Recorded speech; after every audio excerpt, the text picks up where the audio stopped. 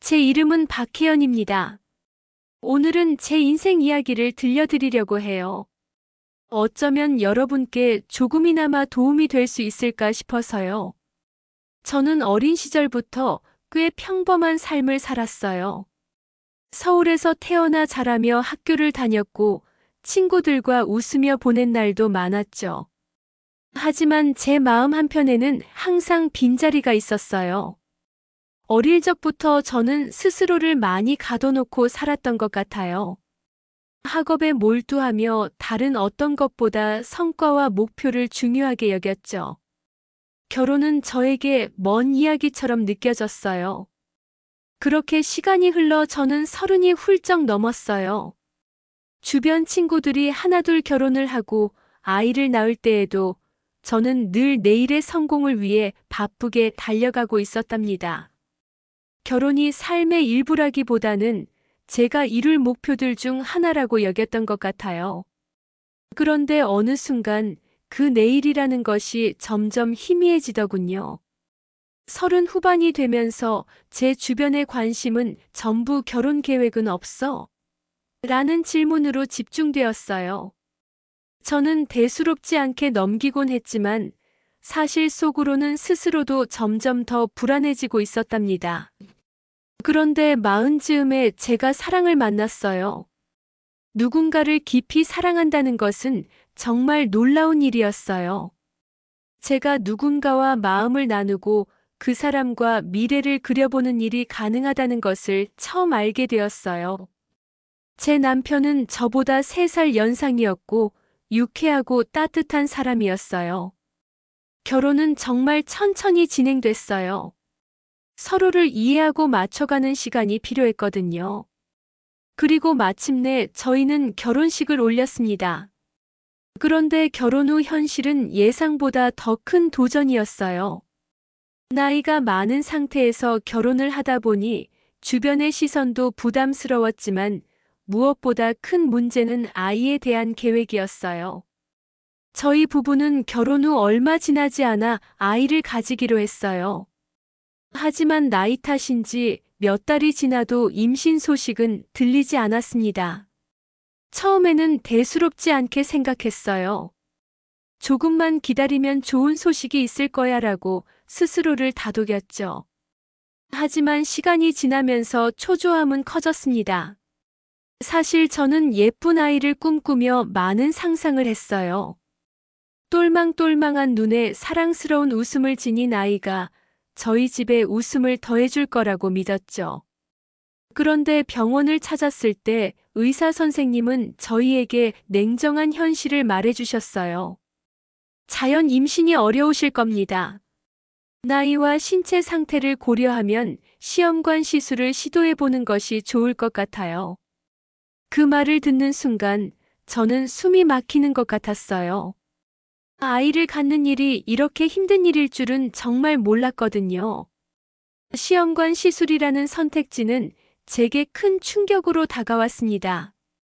몸도 마음도 준비가 되지 않았던 저는 그것이 얼마나 힘든 과정인지 알게 되면서 더 큰 두려움을 느꼈어요. 남편은 저를 다독이며 우리에게 시간이 필요하다고 말했어요. 하지만 저는 점점 조급해졌답니다. 제 나이를 생각할 때 시간이 많지 않다는 걸 너무나도 잘 알고 있었으니까요. 첫 번째 시술은 저희에게 큰 기대를 안겨줬지만 결과는 실패였어요.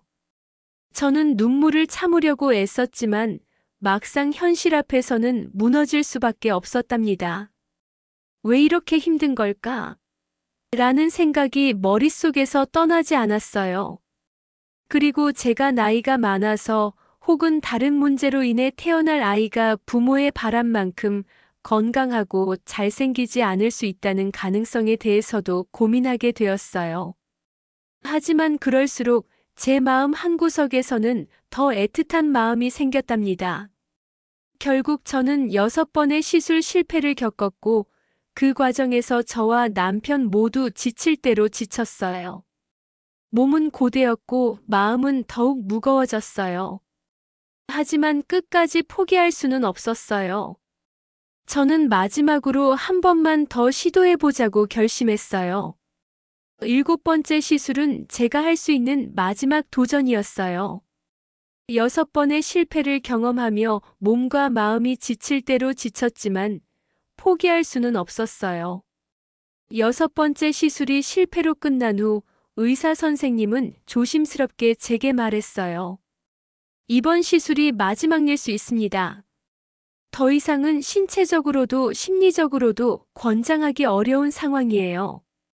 그 말을 듣는 순간 제 마음은 무너졌어요. 마지막이라는 말이 주는 무게감이 너무나 컸거든요. 하지만 그 무게만큼 저는 이번 시술에 모든 걸 걸기로 결심했어요. 모든 과정을 성실히 따르고 몸과 마음을 관리하며 제가 할 수 있는 최선을 다하겠다고 다짐했죠. 이번에는 이전과 다른 점이 있었어요. 제 스스로 마음을 더 단단히 먹고 긍정적인 결과를 상상하며 모든 과정을 견뎠답니다. 의사 선생님도 혜연 씨, 이번엔 정말 최선을 다해 준비했으니 좋은 소식이 있을 겁니다. 라며 저를 응원해 주셨죠. 호르몬 주사를 맞는 첫날부터 저는 하루하루를 기록하며 스스로를 격려했어요. 오늘도 잘했어. 조금만 더 버티자. 주사를 맞을 때의 통증도 익숙해졌지만 몸이 점점 무거워지고 부종이 심해지는 걸 느낄 때마다 불안감이 고개를 들었어요. 이번에도 실패하면 어떡하지? 이제는 정말 끝인가? 라는 생각이 떠나질 않았답니다. 난자를 채취하는 과정에서도 저를 괴롭히는 통증은 어김없이 찾아왔어요. 하지만 이번에는 이전과 다른 특별한 기대감이 있었어요. 난자 상태가 이전보다 좋아졌다는 의사 선생님의 말씀이 제게 작은 희망을 주었거든요. 이제 남은 건 수정란이 성공적으로 착상될 수 있기를 기도하는 것뿐이었죠. 결정적인 순간은 수정란을 이식하는 날이었어요. 병원 침대에 누워 모든 과정을 지켜보며 저는 긴장과 기대가 섞인 복잡한 마음으로 기도했어요. 부디 이번에는 성공할 수 있게 해주세요. 제가 간절히 원하고 이 아이를 위해 할 수 있는 모든 걸 다하겠습니다. 이식 후 저는 집으로 돌아와 안정기를 가졌어요. 두려움과 희망이 교차하는 시간을 보내면서 제게 가장 힘든 건 아무것도 할 수 없다는 무력감이었어요. 몸을 아끼고 최대한 스트레스를 줄이려고 했지만 기다리는 2주간은 너무나도 길게 느껴졌어요. 매일 아침 눈을 뜰 때마다 저는 제 몸에 어떤 변화가 있는지 예민하게 살폈고 작은 징후에도 크게 반응했어요. 그리고 그날 드디어 병원에서 피검사를 받는 날이 왔어요. 결과를 기다리는 시간이 정말 고통스러웠어요. 병원 대기실에 앉아 있는데 제 손은 땀으로 가득 차 있었고 심장은 터질 듯이 뛰었어요. 의사 선생님이 제 이름을 부르고 방으로 들어갔을 때 저는 차마 선생님의 눈을 바라보지 못했어요. 그리고 그 순간 선생님은 미소를 지으며 말씀하셨죠. 축하합니다. 성공했습니다. 그 말을 듣는 순간 저는 모든 감정이 터져나오는 것 같았어요. 기쁨, 안도감, 그리고 지난 모든 고통과 노력이 떠오르며 눈물이 멈추지 않았어요. 남편도 저를 안으며 함께 울었어요. 우리가 해냈어. 정말 해냈어. 7번째 시도 만에 저는 아이를 가질 수 있는 기적을 경험했어요. 이 아이는 단순한 생명이 아니라 저희 부부가 함께 겪은 모든 시간과 고통, 그리고 간절함의 결정체였어요. 이후 임신 기간 동안 저는 하루하루가 축복처럼 느껴졌어요. 이 아이가 제 뱃속에 있다는 사실만으로도 모든 고통이 잊혀졌죠. 7번의 시도 끝에 얻은 기적은 저에게 단순한 성공 이상의 의미를 남겼어요. 그 아이는 제 삶의 새로운 희망이었고 모든 고난을 이겨낼 수 있는 힘이 되었답니다. 아들은 제 삶에서 가장 큰 기적이었어요. 7번의 시험관 시술 끝에 어렵게 만난 아이였기에 저는 그 아이가 태어나던 날의 기억을 아직도 생생히 간직하고 있어요. 병원에서 들려온 그의 첫 울음소리는 제게 세상이 주는 가장 아름다운 선물이었답니다. 아이를 품에 안았을 때 느꼈던 감정은 말로 다 표현할 수 없어요.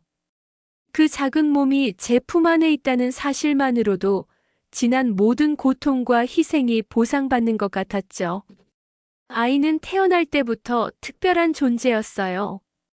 병원에서는 저를 이 아이가 정말 운명처럼 태어났네요 라고 축하해줬고, 저 역시 아이를 품에 안고 매일같이 감사 기도를 드렸답니다. 병원에서 퇴원하는 날, 남편과 저는 아이를 보호하듯 꼭 안고 집으로 돌아왔어요. 집에 도착해 아이를 위한 작은 침대를 바라보며 저희는 결심했죠. 이 아이를 세상 누구보다도 소중하게 키우자. 아들은 저희 부부에게 매일 새로운 경험과 기쁨을 안겨줬어요. 그의 첫 웃음소리를 들었을 때 저는 세상에서 가장 행복한 사람이 된 것 같았어요. 작은 손으로 제 손가락을 잡을 때면 이 작은 생명을 보호해야 한다는 책임감이 강하게 느껴졌답니다.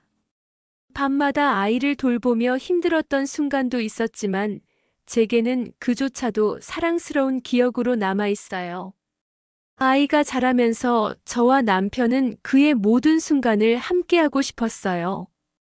첫 뒤집기, 첫 걸음, 첫 단어를 들을 때마다 우리는 아이가 얼마나 소중한지 새삼 깨닫게 되었죠.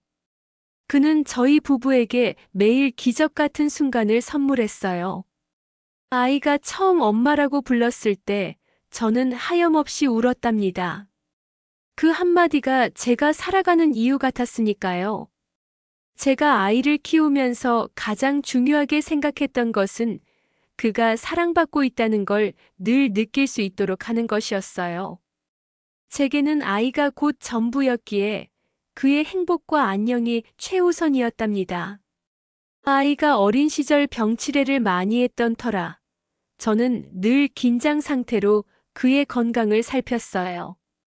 열이 조금만 올라가도 밤새도록 옆을 지키며 체온을 재고 물수건으로 몸을 닦아주곤 했어요. 아이는 제게 단순히 기적이 아니라 제가 사랑을 배우고 실천할 수 있게 해준 존재였어요. 저는 그에게 단순히 부모로서가 아니라 한 사람으로서 좋은 본보기가 되고 싶었답니다. 책 읽기를 좋아했던 저는 매일 밤 아이에게 동화책을 읽어줬어요. 책 속의 이야기들을 통해 아이에게 용기와 배려, 그리고 사랑의 가치를 알려주고 싶었죠. 제가 가장 신경 썼던 부분은 아이가 자존감을 높이고 자신을 사랑할 수 있는 사람이 되는 것이었어요. 저는 늘 그에게 이렇게 말했답니다. 너는 정말 특별한 아이다. 너를 얻기 위해 엄마는 정말 많은 걸 겪었어. 그래서 너는 세상에서 가장 소중한 존재란다. 이런 말들이 아이의 마음속에 깊이 남길 바랐어요. 아이가 크면서 저는 놀이와 교육 사이의 균형을 잡으려고 노력했어요. 공부도 중요했지만 아이가 충분히 뛰어놀고 자유롭게 상상할 수 있는 환경을 만들어주고 싶었어요. 그래서 주말이면 남편과 함께 공원이나 놀이터로 가서 아이와 시간을 보냈어요. 아이가 흙을 만지고 나무를 오르는 모습을 볼 때마다 저는 자연 속에서 그가 마음껏 자라길 바랐답니다. 힘들게 얻은 아이를 키우는 과정은 늘 순탄하지 않았어요. 한 번은 아이가 자전거를 타다가 크게 넘어져 팔이 부러졌던 적이 있었어요. 응급실로 달려가는 내내 저는 죄책감과 걱정으로 가득했어요. 내가 조금만 더 주의했더라면 이라는 생각이 계속 머릿속을 맴돌았죠. 병원에서 깁스를 한 아이가 울음을 참으며 저를 위로하려 했을 때 저는 그 모습이 더 가슴 아팠어요. 하지만 이런 어려움도 저를 더 강하게 만들었답니다. 아이가 아플 때마다 저는 그를 위해 무엇이든 할 수 있겠다는 마음이 생겼어요. 제가 할 수 있는 모든 것을 동원해 아이를 지키고 그가 다시 건강하게 자랄 수 있도록 최선을 다했어요. 아이가 학교에 입학하고 나서는 또 다른 도전이 시작되었어요. 처음으로 사회생활을 시작한 그를 보며 저는 자부심과 함께 새로운 걱정도 느꼈답니다. 학교에서 친구들과 잘 지낼 수 있을까? 혹시나 상처받지는 않을까? 하지만 아이는 제가 생각했던 것보다 훨씬 더 잘 적응했고 점점 독립적으로 변해갔어요. 그의 성장 과정은 제게 큰 기쁨을 주었어요. 학예회에서 피아노를 연주하던 모습, 운동회에서 열심히 달리던 모습, 첫 시험에서 좋은 점수를 받았을 때 보여준 해맑은 미소까지 모든 순간이 제게는 소중한 기억으로 남아 있어요. 아이는 단순히 제가 키운 대상이 아니라 제 삶 그 자체였어요. 그의 작은 손길 하나, 웃음소리 하나가 제게는 삶의 원동력이었답니다. 힘들게 태어난 아들이었기에 저는 그를 사랑으로 감싸 안으며 세상에서 가장 소중하게 여기며 키웠어요.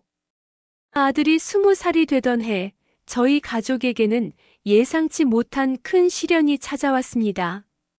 남편의 건강이 조금씩 악화되기 시작한 건 아들이 고등학교 졸업을 앞둔 시점이었어요.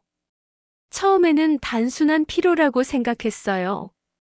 남편은 늘 성실하고 바쁘게 살아왔기 때문에 피곤하다는 말을 자주 하던 사람이었죠. 하지만 이번에는 조금 달랐어요. 그는 몸의 무거움이 심해지고 이유 없이 기운이 빠진다며 자주 눕는 일이 잦아졌어요. 병원을 찾게 된 건 제가 강하게 권유해서였어요.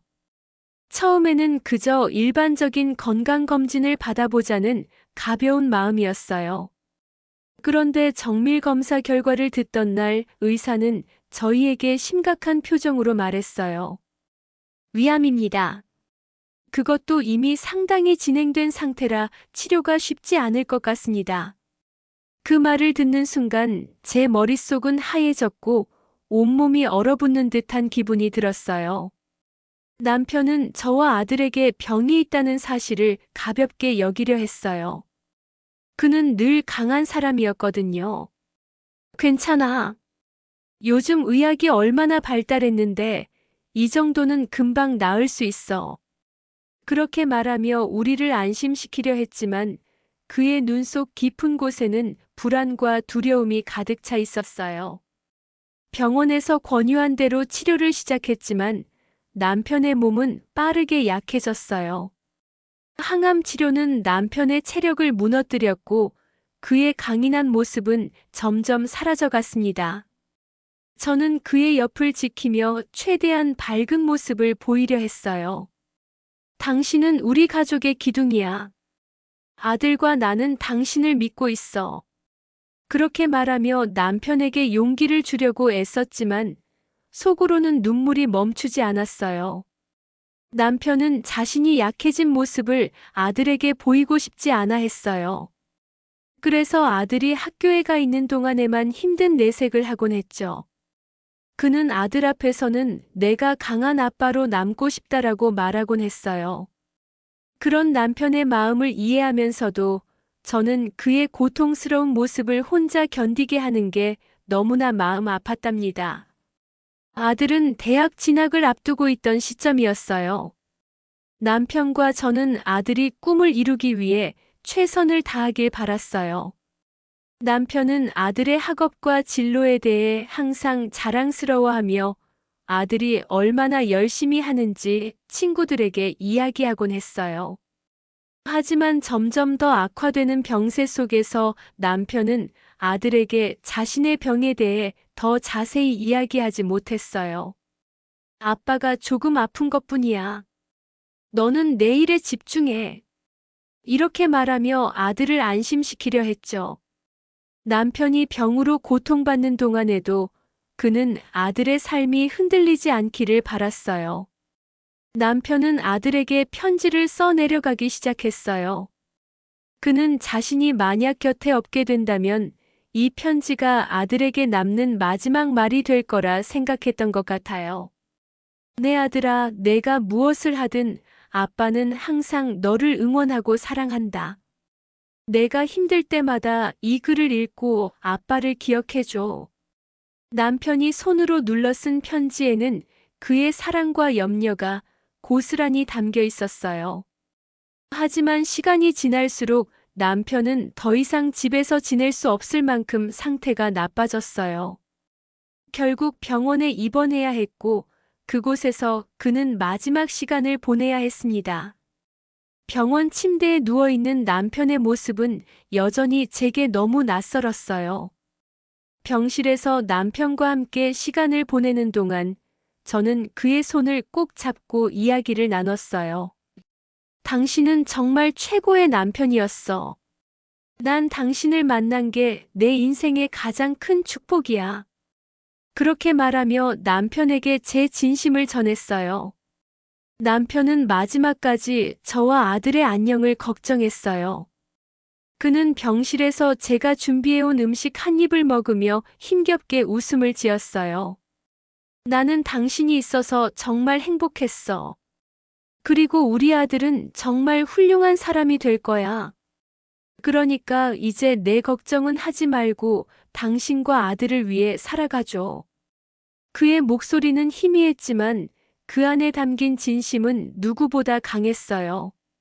남편이 세상을 떠난 날 저는 아무 말도 할 수 없었어요. 그의 마지막 숨을 지키며 손을 꼭 잡았지만 그는 제 손을 떠나고 말았어요. 남편의 빈자리는 너무도 컸고 저는 그를 잃은 슬픔에 매일 밤 눈물을 흘렸어요. 하지만 제 곁에는 아들이 있었어요. 아들은 자신도 슬픔에 잠겨 있었음에도 불구하고 저를 위로하며 엄마, 우리가 아빠가 바랐던 대로 강하게 살아야 해요라고 말했어요. 남편의 장례식 날 저는 많은 이들이 그를 기억하고 추모하는 모습을 보며 그가 얼마나 많은 사람에게 사랑받았는지를 깨달았어요. 그는 단순히 한 가정의 가장이 아니라 주변 사람들에게도 귀감이 되는 사람이었답니다. 그의 죽음은 저희 가족뿐 아니라 많은 이들에게 큰 아픔으로 남았어요. 남편이 세상을 떠난 후 저는 스스로에게 물었어요. 이제 나는 어떻게 살아가야 할까? 그의 빈자리를 느끼며 매일을 살아가는 것은 쉽지 않았지만 아들이 있었기에 저는 다시 일어설 수 있었어요. 아들은 아빠의 자리를 대신하려는 듯 성숙하게 행동하며 저를 챙겼어요. 저는 그런 아들이 고맙고도 미안했답니다.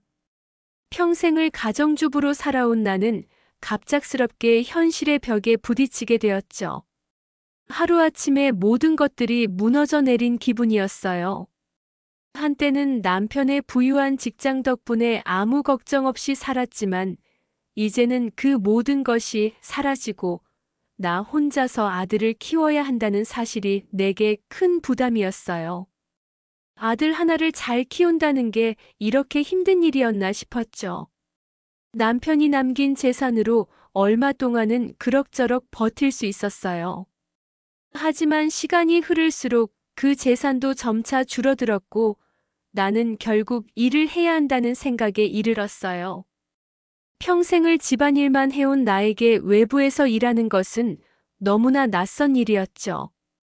그래서 처음에는 어떤 일을 해야 할지 막막하기만 했어요. 그래도 아들을 위해 내가 할 수 있는 일은 무엇이든 해야 한다는 마음으로 용기를 냈어요. 식당 일과 청소 일을 하면서 내가 새로운 삶을 시작하게 된 건 바로 그때였어요. 처음에 식당 일을 시작했을 때 나는 그저 어떻게든 먹고 살아야 한다는 생각뿐이었어요. 내가 할 수 있는 일이 뭘까 고민하다가 아무리 힘들어도 일거리가 있는 식당에서 일을 시작해야겠다고 결심했죠.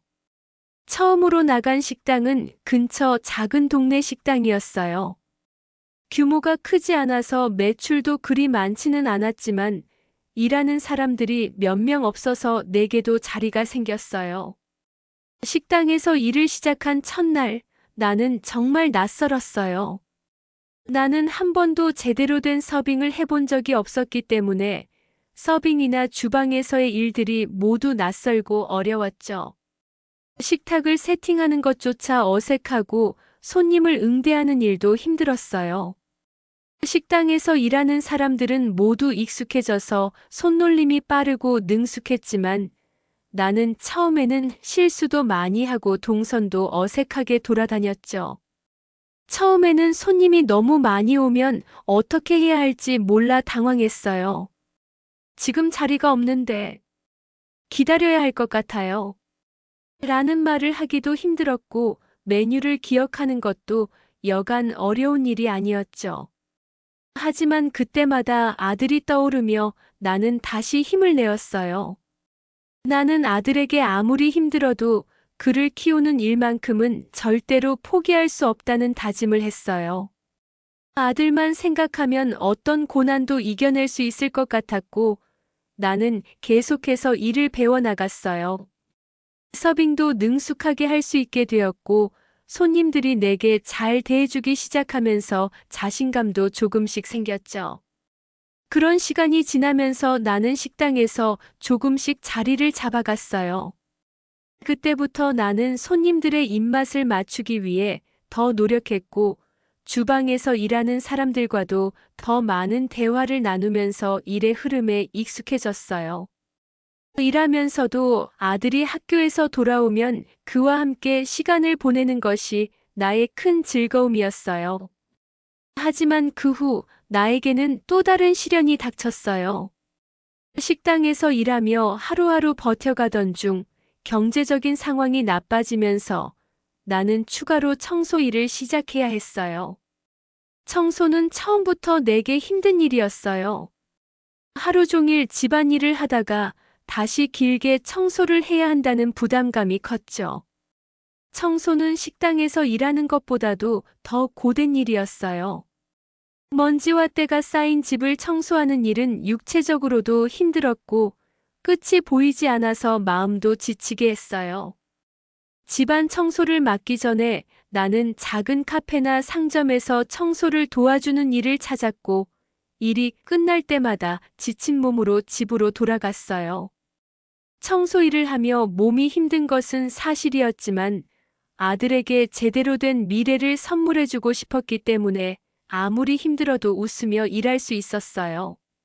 나는 아들에게 엄마가 힘들지만 너를 위해서 열심히 일하고 있어. 너는 어떤 일이든 하고 싶은 걸 하면서 행복하게 살아야 해라고 말하며 그의 꿈을 응원했어요. 아들은 어릴 때부터 정말 순수한 마음을 가진 아이였어요. 내가 힘들어하는 모습을 보고 나를 위로해 주었고 내가 아들을 위해 무엇이든지 해주고 싶다는 마음이 더욱 커졌어요. 청소일도 식당 일 못지않게 고된 일이었어요. 거리는 늘 먼지와 오염물질로 가득 차 있었고 나는 하루에도 몇 번씩 물티슈와 청소도구를 이용해서 집안과 가게를 청소했어요. 하루 종일 움직이며 청소를 마친 뒤 집에 돌아오면 지친 몸을 쉬게 할 틈도 없었어요. 그럼에도 불구하고 아들을 위해서라면 무엇이든 할 수 있었어요. 식당 일도 청소 일도 어느새 나의 일상이 되었고 아들이 웃을 수 있게 만들기 위해 나는 계속해서 힘을 내었어요. 시간이 지나면서 내 몸은 점점 더 지쳐갔어요. 밤에는 거의 잠을 이루지 못할 정도로 피곤했지만 아들은 항상 나를 다독여 주었어요. 아들이 고등학교를 졸업하고 대학을 가게 된 날, 나는 그에게 큰 선물을 주고 싶었어요. 그가 대학에 가면 더 이상 내게 의지하지 않겠지만 그동안 그가 얼마나 자랑스러운 아들이었는지 알리고 싶었죠. 나는 아들이 대학에 입학하고 나서도 그의 미래를 응원하며 계속해서 일을 했어요. 내가 하는 일들이 고되었지만 아들의 꿈을 위해서라면 아무리 힘들어도 웃으며 일할 수 있었어요. 아들과 함께한 시간들은 내가 어떤 일을 하든 힘을 낼 수 있는 원동력이었어요. 나는 가정주부로서의 삶을 떠나 사회로 나갔지만 그 모든 일들은 결국 아들을 위한 것이었어요. 아들의 미래를 위해 내가 할 수 있는 일이 무엇이든 했고, 그 끝에서 아들이 행복하게 살아가는 모습을 보는 것이 나의 가장 큰 소망이었어요. 지금까지 살아온 길은 정말 힘들었지만 그 모든 고난을 지나면서 나는 내 자신이 얼마나 강해졌는지 느끼게 되었어요. 아들이 결혼을 하고 나서 나는 그동안의 삶에서 가장 큰 변화를 겪기 시작했어요. 아들이 성인이 되어 결혼을 하게 되면서 내 삶의 중심이었던 아들에 대한 의존도 점차 줄어들었고 나는 그저 한 가정의 어머니로서 새로운 인생의 시작을 받아들여야 했어요. 하지만 그런 변화가 반드시 행복으로 이어지는 것은 아니었어요. 아들이 결혼하고 며느리가 집에 들어오면서 내게는 예상치 못한 변화가 일어나기 시작했어요. 처음에는 며느리가 좋은 사람인 줄 알았어요. 아들의 선택이었고 나는 그가 행복하다면 그 무엇도 원할 것이 없었죠. 며느리는 겉보기엔 착하고 순한 사람처럼 보였고 아들과 잘 맞는 듯 했어요. 아들 역시 며느리를 사랑하는 것 같았고 나는 그 모습을 보며 마음이 놓였어요. 결혼 후 몇 달간은 모든 것이 평화로웠고 나는 며느리와도 자연스럽게 가까워지려고 노력했어요. 하지만 며느리가 내게 점차 다른 태도를 보이기 시작했을 때 나는 뭔가 이상하다고 느꼈어요. 어느 날 며느리가 나와 단둘이 있을 때 처음으로 내게 직설적인 말을 했어요. 어머니, 우리 집은 아빠가 돌아가시고 나서 정말 힘든 시기였던 것 알아요. 그런데 이제 아들이 결혼했으니 어머니도 혼자서 조금씩 자립하셔야 하지 않나요? 그 말은 내게 큰 충격이었어요. 나는 아들이 결혼했다고 해서 내가 그동안 살았던 집을 떠나야 한다는 의미로 들렸어요. 며느리는 그 말이 끝나자마자 어머니, 사실 아들이 이제 저희와 함께 살기를 원해요. 그게 더 좋지 않을까요? 라고 덧붙였죠. 그 말을 들은 순간 내 마음은 정말로 아프고 혼란스러웠어요. 아들이 결혼하고 나서 내가 더 이상 그의 집에 있으면 안 된다는 생각이었을까요? 나는 그동안 아들에게 모든 것을 쏟아부었고 그가 행복하게 살아가기를 바랐지만 이런 식으로 내게 다가올 줄은 몰랐어요. 나는 그동안 아들을 위해 모든 것을 희생했지만 그가 나를 필요로 하지 않는다는 사실에 상처를 받았어요. 며느리의 말처럼 나는 이제 아들의 집에서 나가야 하는 것일까요? 아니면 내가 그동안 아들에게 너무 많은 기대를 걸었기 때문에 이런 상황이 온 것일까요? 며느리의 그런 말을 듣고 나는 며칠 동안 혼자서 깊은 생각에 빠졌어요. 내 마음속에서는 이런 생각이 들었죠. 아들이 나에게 얼마나 감사하고 있을까? 내가 아들에게 너무 많은 것을 바랐던 건 아닐까? 그럼에도 불구하고 나는 내게 이런 말을 할 수 있는 사람이 며느리밖에 없다는 점에서 당황스러웠어요. 그런 갈등 속에서 나는 아들에게 직접 물어보려고 했지만 아들은 내게 그런 얘기를 꺼내지 않았어요. 그는 며느리의 편에 서서 나를 배려하려는 모습을 보였고 그럴수록 나는 더욱 외롭고 힘들었어요.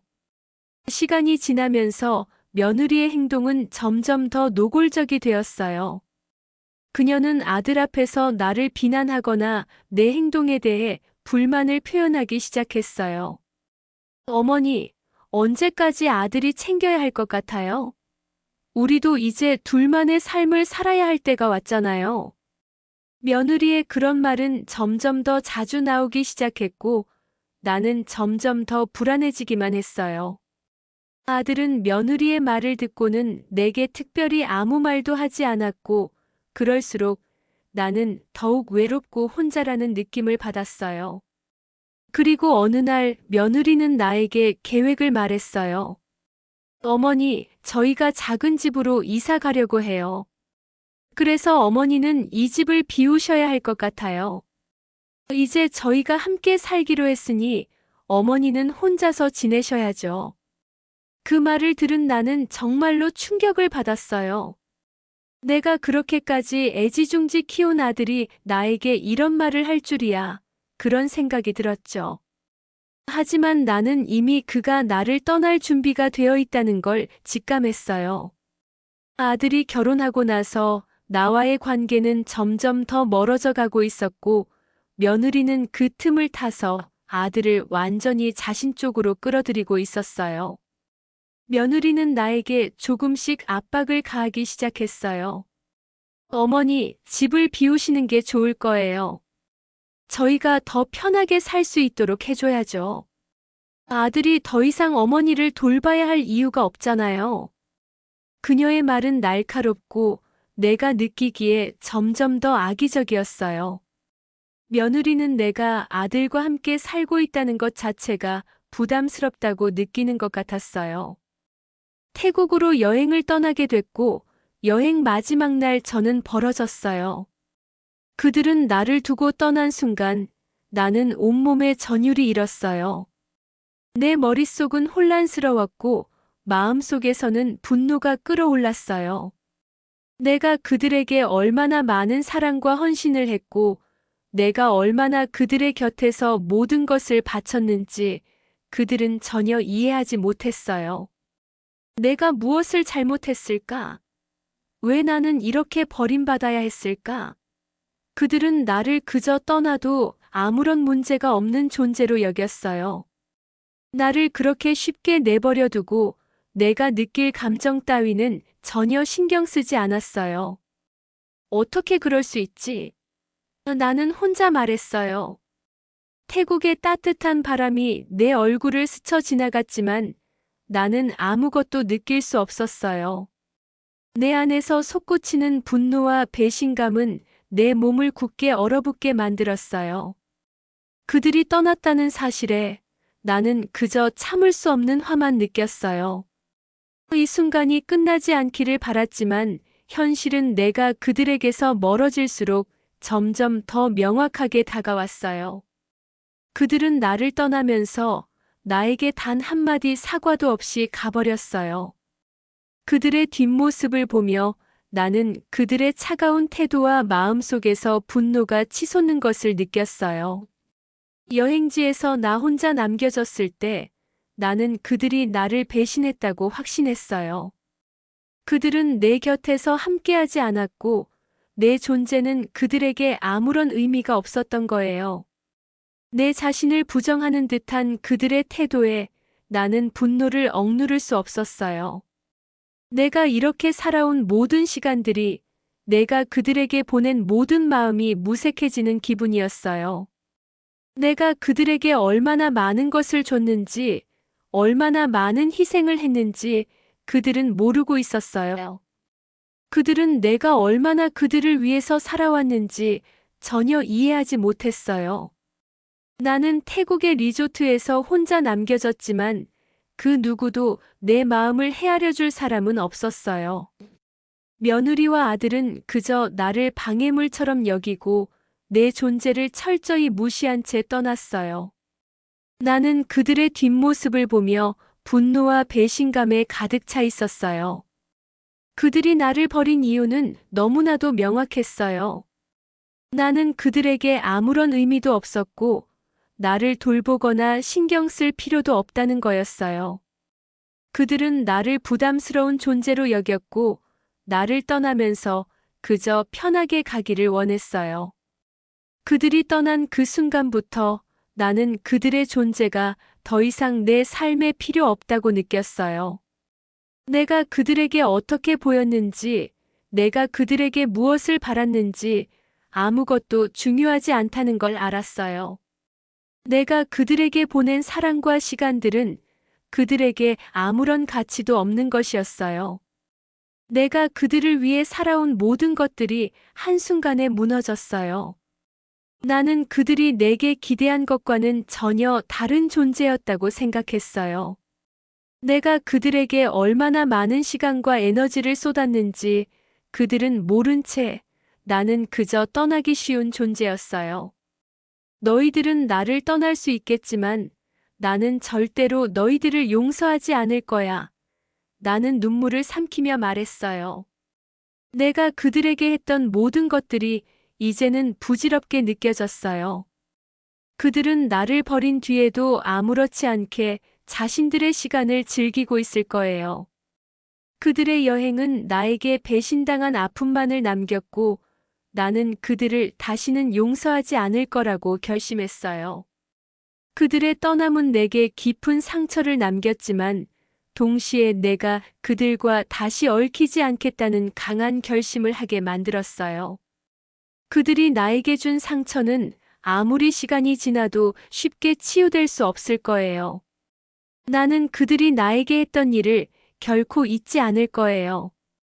그들이 떠난 후 나는 그들에게 복수할 방법만을 생각했어요.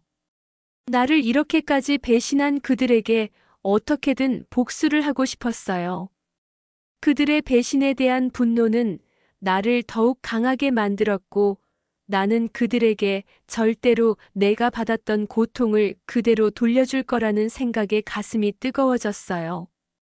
그들이 나를 버린 그날부터 나는 그들과의 모든 인연을 끊고 그들에게 내가 겪었던 고통을 보여줄 때까지 그들에게 복수할 계획을 세우기로 했어요. 태국에서의 그 하루하루는 내게 무겁게 내려앉았어요. 가족을 믿고 떠났던 여행은 내 인생에서 가장 큰 배신으로 남았어요. 아들과 며느리의 마음을 돌려놓으려고 필사적으로 노력했던 시간들이 떠오르며 그들의 얼굴은 이제 내게 고통의 상징으로 다가왔어요. 나를 버린 그들이 떠난 후 태국의 공항에서 돌아올 방법을 찾지 못한 채 멍하니 서 있었어요. 그들은 내게 아무 말도 없이 떠났고 나를 그저 짐처럼 버려두었어요. 이곳에서 내가 다시 한국으로 돌아갈 수 있을지, 그곳에서 나의 자리나 있을지 전혀 감이 잡히지 않았어요. 처음에는 내게 무슨 일이 일어날지 몰랐어요. 공항에서 나는 공허함을 느꼈어요. 아무도 나를 반겨주지 않을 것만 같았고, 내가 돌아온다는 사실이 너무나도 두려웠어요. 내가 돌아가서 무엇을 할 수 있을지, 내가 그들에게 어떤 존재가 될지 알 수 없었어요. 내 머릿속에서 끊임없이 떠나지 않았던 생각은 단 하나였어요. 왜 나를 버렸는가? 그들의 마음이 내게 어떤 변화를 가져왔을지, 무엇이 그들에게 나를 버리게 만들었는지 그 이유를 알 수 없었어요. 그저 그들은 나를 다시는 필요로 하지 않는다는 생각만 가지고 있던 것 같았어요. 나를 떠나려는 그들의 마음 속에서는 내가 사라진 것처럼 행동하고 있었어요. 한국으로 돌아오는 길, 나는 아무런 위로도 없이 혼자였어요. 비행기 좌석에 앉아서 한숨을 내쉬며 그들의 얼굴을 떠올렸어요. 나는 그들의 마음이 무엇인지, 내가 그들에게 무엇을 잘못했는지를 생각했지만 답을 찾을 수 없었어요. 그들이 나를 버린 이유는 내 탓이 아니었어요. 나에게 잘못이 있었다면 그것은 그들이 내게 더 이상 관심을 주지 않았다는 사실뿐이었어요. 이제 내가 한국에 돌아갈 수 있더라도 그들에게 내가 얼마나 중요한 존재였는지 깨닫지 못한다면 내 존재는 의미가 없을 거였어요. 비행기에서 내린 후 나는 아무것도 알지 못한 채 한국의 공항에 서 있었어요. 이곳에서 나를 기다릴 사람은 아무도 없었고 공항의 차가운 바람만이 내 얼굴을 스쳤어요. 그동안 아들과 며느리를 위해 얼마나 많은 것을 희생했는지, 그들이 내게 얼마나 많은 상처를 주었는지를 떠올리며 나는 한 걸음씩 공항을 빠져나갔어요. 그들의 무심함은 내가 여기에 있는 이유를 더 외롭게 만들었어요. 내가 돌아왔을 때 그들이 내게 보여줄 것이라고는 차가운 시선뿐일 것 같았어요. 나는 그들을 원망했어요. 그들은 나를 외면했고 나는 이제 그들의 삶에서 어떤 자리를 차지할 수 있을지 알 수 없었어요. 집으로 향하는 길에서 나는 아무런 기대도 없이 주변을 바라보았어요. 나를 반길 사람은 없을 것이고 내가 돌아온 그곳에서 내 자리는 아마도 없을 거라는 생각이 들었어요. 한때 내 세상의 중심이었던 집은 이제 더 이상 내 집처럼 느껴지지 않았어요. 문을 열고 들어가도 내가 있는 것조차 그들에겐 신경 쓰이지 않을 것만 같았어요. 그리고 그 순간 그들이 나를 버린 후 얼마나 더 이상 내가 그들에게 필요하지 않은 존재가 되어버렸는지 느낄 수 있었어요. 하지만 돌아와서도 나는 그들에게 단 한마디도 하지 않았어요. 내가 그들에게 다시 말한다고 해서, 내가 그들을 용서한다고 해서 그들이 나에게 제대로 된 사과를 할 거라고 생각할 수 없었어요. 그들이 내게 어떤 잘못을 했는지 알고 있겠지만 그들은 나를 떠날 때까지 아무런 미안한 감정도 없었을 거예요. 나를 떠나면서 나를 버리고 그들은 자신들의 삶에 집중했어요. 나를 다시 한국에 돌아오게 만든 건 그들 때문이었어요. 내가 그들에게 너무 많은 기대를 했다는 걸 알았지만 그들이 나를 버린 후에도 나는 여전히 그들에게 매달리고 있었어요. 그들이 나를 버린 후 내가 할 수 있는 건 아무것도 없었어요. 이제는 그들을 되돌릴 방법도 없었고 나 혼자서 살아가야 했어요. 내가 한국에 돌아오긴 했지만 그들에게 돌아가는 것이 두렵다는 사실을 인정하지 않을 수 없었어요. 내가 그들에게 돌아가면 다시 내게 돌아오는 건 배신감과 절망밖에 없을 거라는 생각이 들었어요. 더 이상 그들에게 기대지 않고 내 삶을 살아야겠다고 결심했어요. 그들의 마음은 이미 나를 필요로 하지 않는데 내가 그들에게 더 이상 무엇을 바랄 수 있을까요? 그들의 배신으로 한순간에 무너져 내렸어요. 아들이 내가 그토록 바랐던 자식으로 성장하지 못했다는 사실이 나를 깊은 절망에 빠뜨렸어요. 그가 나에게 해준 것이라곤 이제 더 이상 마음을 써주지 않고 결국 내가 외로움을 느끼게 만들었어요. 그런 아들을 더 이상 내 곁에 두고 싶지 않았어요. 그가 떠난 뒤 나는 더 이상 그와 어떤 관계도 맺고 싶지 않았어요. 그가 내 인생에서 중요한 존재였다는 사실은 시간이 지나면서 점점 더 애증으로 변해갔어요. 결국 나는 그의 존재를 단절하기로 결심했어요. 그를 더 이상 내 삶에 두고 싶지 않았고 그와의 인연을 끊는 것이 나에게 가장 현명한 선택이라 생각했어요. 남편이 떠난 후 그의 재산과 집을 어떻게 해야 할지에 대해 고민을 많이 했어요. 남편은 내가 여태까지 살아온 인생의 일부였고 그가 남긴 것들은 나와 그의 기억이 담겨 있는 소중한 것들이었어요. 하지만 남편이 세상을 떠난 후 나는 그가 남긴 재산을 내 것으로 만들기로 결심했어요.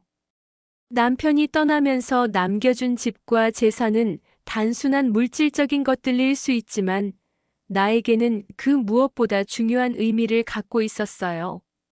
그 집은 나와 남편이 함께한 시간들이 녹아있는 곳이었고 남편의 재산은 나에게 있어 내가 그동안 살아온 모든 시간을 보상받을 수 있는 기회였어요. 하지만 이 모든 것을 내 것으로 만들기 위해서는 아들과의 갈등이 있었어요. 아들은 내가 남편의 재산을 상속받을 수 있는 권리가 있는지 의문을 품었고 내가 아들에게 재산을 넘겨주지 않으려는 이유를 이해하지 못했어요. 그는 나와 남편의 결혼 생활을 이해하지 못했어요. 내가 남편을 사랑했기에 그와 함께한 모든 시간을 소중하게 여겼고 남편이 남긴 것들을 내가 지킬 권리가 있다고 생각했어요. 하지만 아들은 그런 내 마음을 이해하려 하지 않았어요. 그는 그저 자신의 이익만을 생각하며 내가 남편의 재산을 소유하는 것에 반대했어요. 그가 나에게 화를 내고 내가 남편의 재산을 차지하려는 것을 비난했어요. 하지만 나는 더 이상 아들에게 양보할 생각이 없었어요. 내가 남편의 재산을 얻는 것은 단지 물질적인 문제에 그치지 않았어요. 그것은 내가 그동안 살아온 삶에 대한 정당한 보상이었어요. 아들이 나에게 해준 일이 없었고, 그가 나를 위해 한 일도 없었어요. 그는 내가 그를 위해 바쳤던 시간과 노력에 비해 아무것도 하지 않았어요. 그래서 나는 더 이상 그에게 무엇을 기대할 수 없었어요. 그가 내게 준 상처와 무관심을 생각하면 나는 그와의 관계를 완전히 끊어야겠다는 결심을 굳혔어요. 그렇게 나는 아들과의 인연을 끊고 남편의 재산과 집을 아들에게서 빼앗았어요. 그것은 나에게 있어 단순히 법적인 승리가 아니었어요. 그것은 내가 그동안 살아온 삶의 결실을 누릴 수 있는 기회였고, 내가 아들에게 바랐던 모든 것들이 허사로 돌아갔다는 사실을 깨닫고 내린 결단이었어요. 아들이 나를 배신하고 떠난 후 나는 그와의 모든 관계를 정리하고 이제는 내 삶을 내 손으로 다시 시작하기로 했어요. 남편의 재산과 집을 빼앗는 것은 내게 남은 유일한 자산을 지키는 일이었어요. 그것을 통해 나는 내 존재를 증명할 수 있었어요.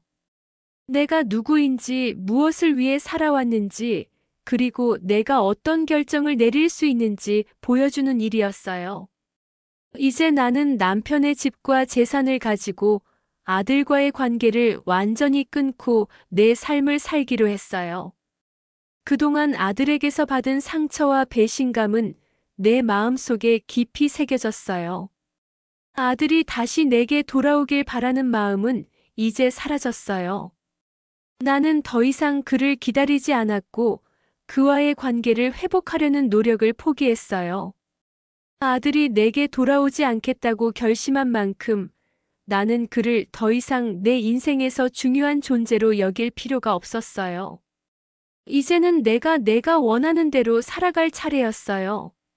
남편의 재산과 집을 내 손에 쥐고 나는 내 삶을 다시 설계해 나가기 시작했어요.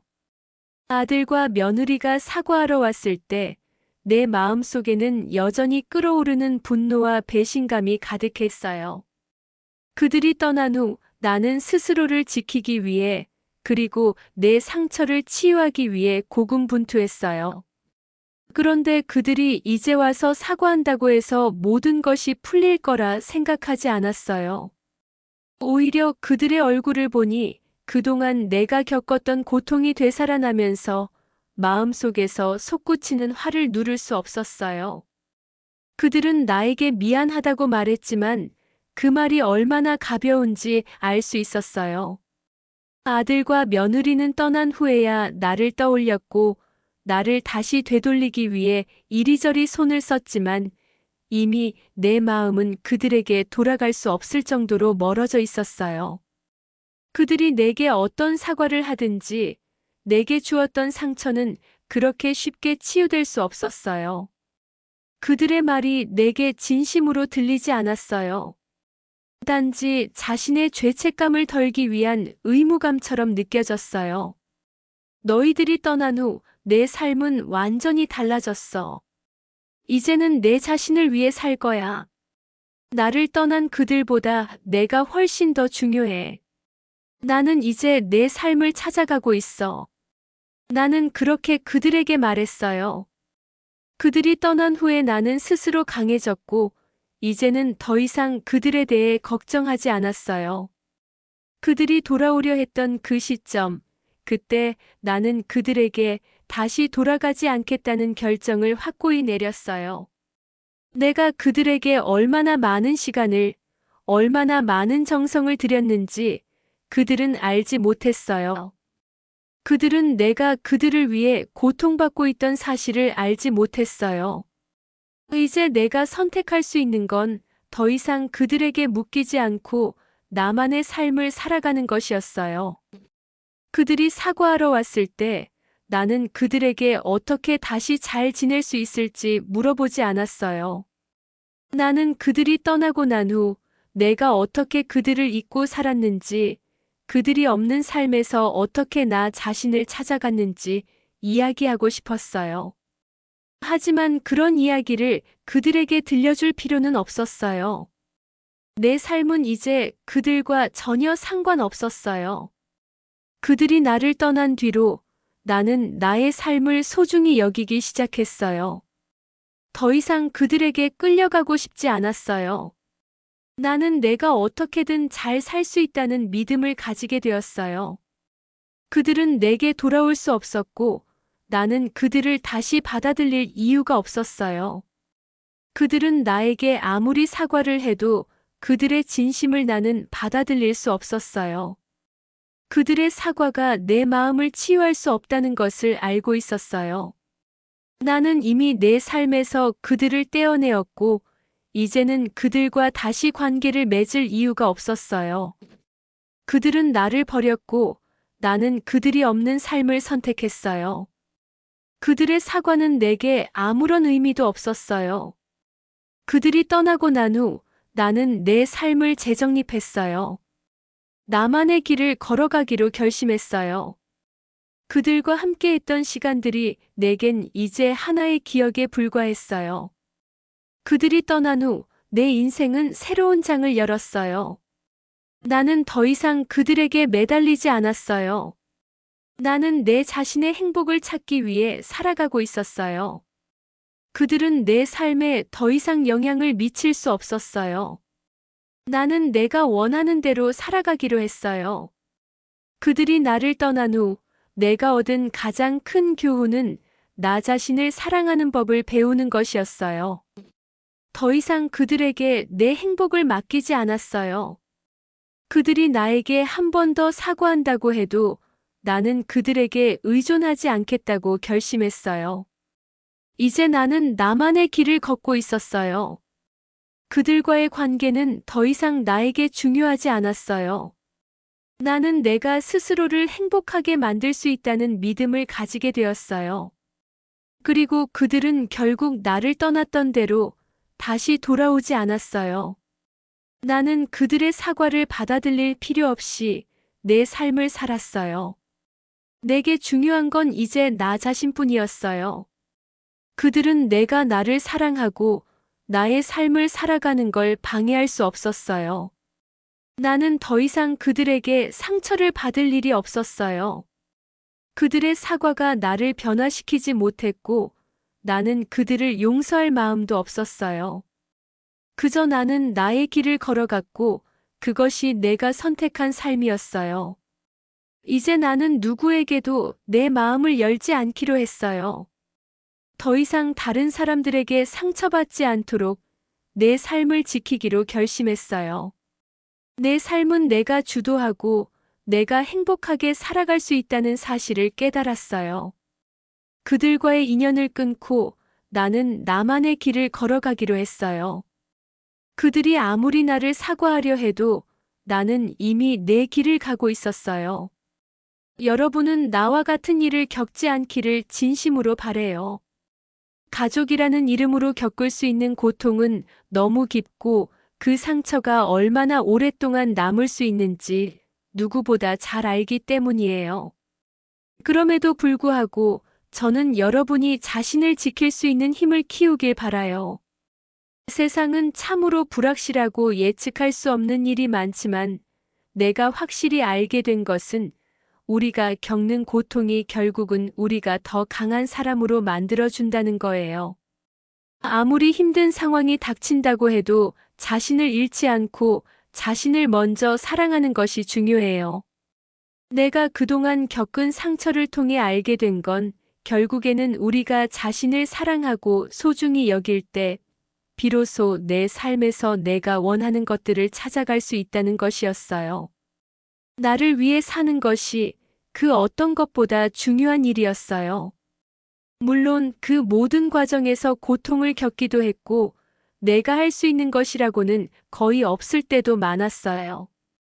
하지만 그 고통이 지나고 나서 내 삶을 온전히 살아가는 법을 배우게 되었어요. 여러분도 어려운 상황이 닥친다면 자신의 마음을 잘 챙기고 자신을 놓지 않기를 바래요. 아무리 힘들고 고통스러운 일이 있더라도 여러분은 결코 혼자가 아니에요. 그 고통을 이겨낸 후 여러분은 더 단단해지고 더 나은 사람이 되어 있을 거예요. 다른 사람들의 기대나 요구에 휘둘리지 말고 나를 사랑하는 것, 나의 삶을 지키는 것이 가장 중요하다는 걸 기억하세요. 어쩌면 이 모든 일이 어떤 이유로 내게 주어진 것일지도 몰라요. 내가 더 강해지기 위한 과정이었고, 나를 진정으로 알기 위한 시간이었다고 생각해요. 여러분도 이와 같은 시련을 겪을 일이 없다면 좋겠지만, 만약 그런 일이 생긴다면 여러분은 그 고통을 이겨내고 다시 일어설 수 있을 거예요. 나처럼 상처를 안고 살지 말고 그 상처에 굴복하지 않기를 바래요. 어떤 상황에서도 자신을 잃지 않고 자신의 행복을 찾을 수 있는 힘을 가졌으면 좋겠어요. 내가 여러분에게 전하고 싶은 가장 큰 메시지는 하나예요. 자신을 사랑하세요. 내 인생에서 내가 가장 후회했던 순간은 내가 나를 사랑하지 못했던 순간들이었어요. 이제는 그렇게 하지 않아요. 나의 삶은 내가 지킬 수 있어요. 여러분도 마찬가지예요. 자신을 지키고 사랑하는 것이 무엇보다 중요하다는 걸 기억하세요. 내가 겪었던 상처가 여러분에게 절대 닥치지 않기를 바라지만 만약 그런 일이 생긴다면 그 상처로 인해 더 단단해질 수 있기를 진심으로 응원할게요. 결국 우리가 살아가는 이유는 하나예요. 행복해지기 위해서. 그 행복은 다른 사람에게 의지하거나 찾는 것이 아니라 오직 내 안에서 찾을 수 있다는 걸 기억하세요. 여러분이 나와 같은 길을 걷지 않기를 바라며 항상 자신을 사랑하고 그 사랑으로 살아가기를 응원할게요.